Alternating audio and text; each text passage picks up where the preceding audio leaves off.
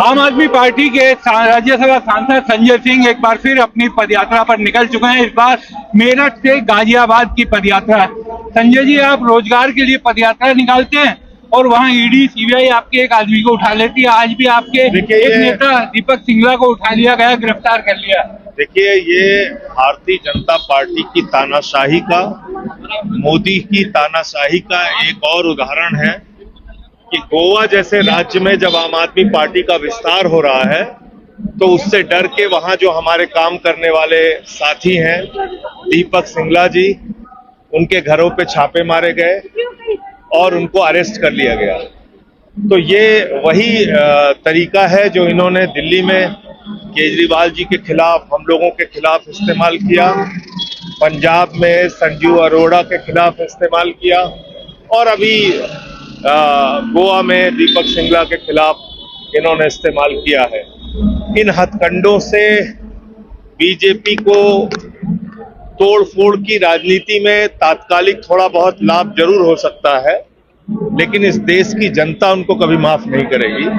लेकिन संजय, और जब पंजाब में चुनाव होगा तो आप देखिएगा। संजय जी, पंजाब के संजीव अरोड़ा जी को, क्योंकि वो आपके पंजाब के मंत्री है, और दीपक सिंगला गोवा का काम देख रहे गोवा में भी क्या ये चुनाव के कारण ही? गोवा में भी सत्ता खिसकती हुई दिख रही ना इनको।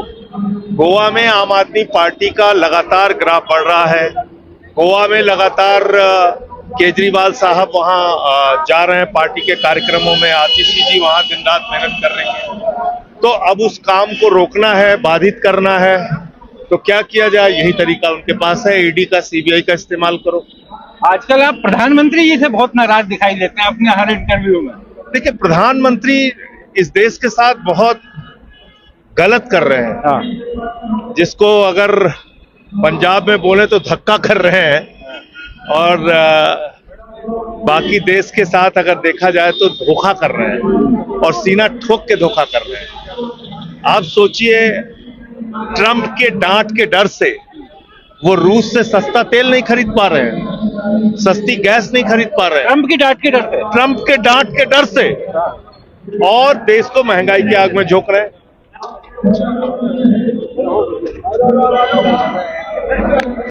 देखिए, मुख्य बात यह है कि प्रधानमंत्री देश के साथ धोखा कर रहे हैं। हमको कहते हैं महंगा तेल खरीदिए, सोना ना खरीदिए, और लाखों लीटर तेल रोड शो में और अपनी रैलियों में बर्बाद करते हैं प्रधानमंत्री। प्रधानमंत्री जी रूस से तेल नहीं खरीद सकते सस्ता, तो क्या हम पराधीन हो गए हैं क्या? ट्रंप ये कहता है कि भाई हम तुम्हारे ऊपर निगरानी रखेंगे, हमारा गृह मंत्री, हमारा विदेश मंत्री, हमारा वित्त मंत्री तुम्हारे ऊपर निगरानी रखेगा कि कब तुम तेल खरीद रहे हो, कब नहीं खरीद रहे हो। और अगर चोरी करते हुए पकड़े गए, मतलब हम कोई चोर हैं क्या? वो कह रहा है अगर तेल खरीदते हुए पकड़े गए तो हम तुम्हारे ऊपर टैरिफ बढ़ा देंगे। तो आज उसी दबाव के कारण देश महंगाई में है। आप रूस से सस्ता तेल नहीं खरीद सकते, आपकी क्या हैसियत है? आप स्ट्रेट ऑफ हॉर्मुज़, जहां से ईरान के रास्ते से कच्चा तेल हमारा लगभग 60% आता था, 50% गैस उसी रास्ते से आती थी। तो ये तो प्रधानमंत्री को पता था ना, तो उन्होंने ईरान से अपने रिश्ते क्यों बिगाड़े? जैसे रूस के, चीन के जहाज जा रहे हैं, हमारे भी जहाज आते, लेकिन आपने उनसे अपने रिश्ते खराब कर लिए। तो देश आज महंगाई में डूबा है, तो इसके लिए कोई दूसरा नहीं, सिर्फ और सिर्फ नरेंद्र मोदी जिम्मेदार है। मेरे गुस्से का कारण ये है, और आप झूठ बोल रहे हैं। देश की जनता से क्या कह रहे हैं? देश की जनता से मोदी जी कह रहे हैं बहुत बड़ा आर्थिक संकट है, आप लोग तेल ना खरीदिए, कम इस्तेमाल कीजिए, वर्क फ्रॉम होम कीजिए, इसलिए कि हमको डॉलर में तेल खरीदना पड़ता है। अब पेमेंट तो डॉलर में होती है। अरे भाई, इतना बड़ा बेईमान और बेवकूफ आदमी ये नहीं बता रहे हैं देश को, प्रधानमंत्री जी, कि 96 रुपए डॉलर की कीमत हो गई तो उनको ज्यादा रुपया देना पड़ता है। ये नहीं बता रहे प्रधानमंत्री। प्रधानमंत्री ये नहीं बता रहे कि ज्यादा रुपया देना पड़ता है। उनके नाकारेपन की वजह से रुपए की कीमत कम हो गई है, डॉलर मजबूत हो गया है, तो उनको डॉलर के मुकाबले ज्यादा रुपया देना पड़ता है। ये नहीं बता रहे प्रधानमंत्री, वो क्या कर रहे हैं, हमें डॉलर ज्यादा देना पड़ा है। भाई तुम्हारे पास डॉलर तो है ही नहीं है, तुम्हारे देश की करेंसी तो रुपया है ना, उसको तुम्हारे नाकारेपन ने कमजोर कर दिया है, ये बात बता। और सबसे सबसे मुश्किल बात भी यही है कि रुपए की कीमत लगातार गिरती जा रही है, 96 कहा जा रहा है कि तो होते हुए भी देर नहीं लगेगी। हाँ बिल्कुल, मोदी जी कुछ दिन और रह गए तो देखिए क्या क्या होगा। संजय जी, आप उत्तर प्रदेश में इस समय ये अपनी पदयात्रा कर रहे हैं, रोजगार की बात कर रहे हैं, पढ़ाई की बात कर रहे हैं।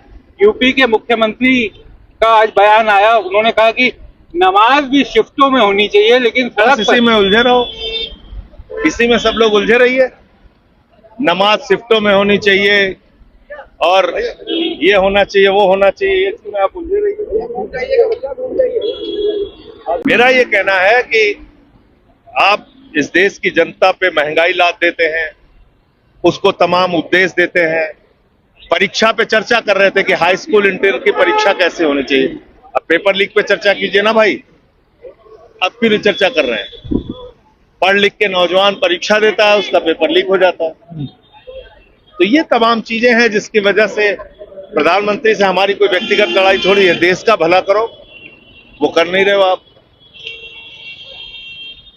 और संजय जी, नीट वाली परीक्षा पर जो अरविंद केजरीवाल जी और आपने जो प्रेस कॉन्फ्रेंस एक साथ की, उसमें जो युवाओं से आह्वान किया कि इसी तरह से सड़कों पर आइए जैसे आप पैदल चल रहे हैं, तो उसको लेकर के भी कुछ लोगों में आपत्ति है कि आप नेपाल और बांग्लादेश जैसी हिंसा की बात करें। अहिंसात्मक तरीके से आंदोलन होना चाहिए, केजरीवाल जी ने साफ तौर पे कहा अहिंसात्मक आंदोलन देश में होना चाहिए।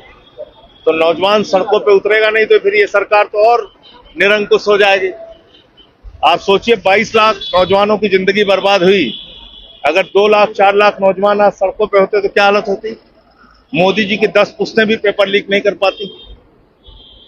एक अंतिम सवाल संजय जी, आप लोगों से जहां भी मिल रहे हैं, लोग आपके साथ जुड़ भी रहे हैं, लेकिन जनता के मन में अब चुनाव को लेकर के एक बड़ा डर बैठ गया है कि वोट वो चाहे किसी को भी दें, जिस तरह की गड़बड़ियां चल रही हैं, उसके बाद कहीं जायज है। और लोगों के मन का डर इसलिए भी है कि चुनावी घोटाले राज्य दर राज्य बीजेपी कर रही है।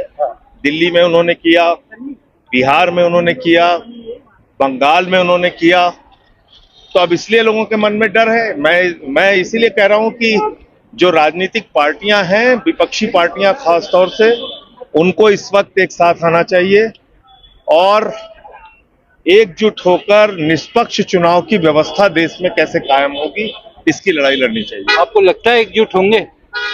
होना चाहिए, जरूरी है इस देश के लिए। बहुत बहुत शुक्रिया संजय जी।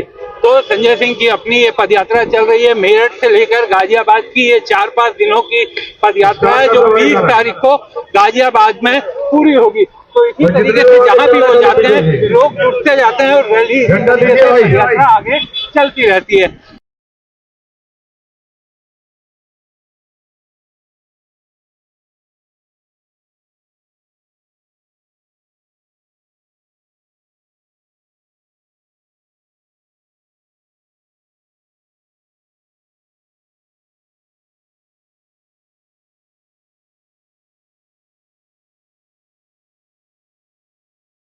मोदी नगर से विक्रांत यादव के लिए।